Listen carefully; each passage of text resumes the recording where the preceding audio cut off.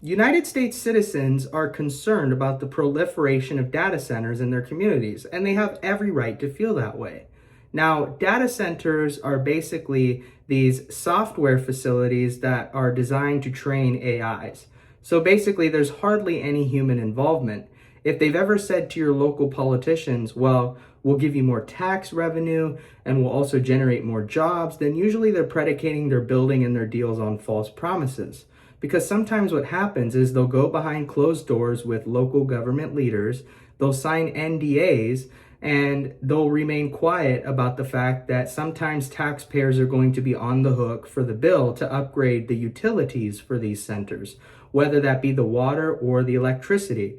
And the water and the electricity comes from the city. So not only would taxpayers be on the hook for footing that, but also they would be on the hook for whatever increase in utilities rates that there are because the data center is so close to their community and draining those resources. Now, President Trump signed an executive order recently that would allow the federal government to expedite the permitting of data centers. They would be able to skip or even bypass some environmental reviews, and a lot of them would start to be situated particularly on federal lands. The executive order also authorizes their ability to take taxpayer loans and grants as long as the federal support does not amount to more than 50% of what the total project would cost as far as building the data center.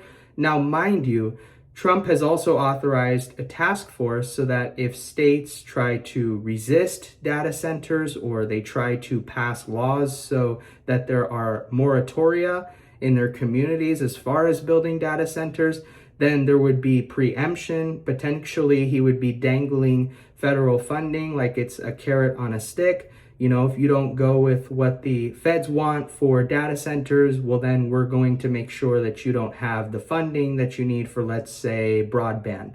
So this becomes a real federalism issue. If you have counties and municipalities who don't want it, if you have states who don't want it, and they're trying to get rid of by right zoning because they don't want these data centers to proliferate, well, then they might run into a problem. So let me know what you think about this issue, okay? This is a big one for the American people. Most of them are generally opposed.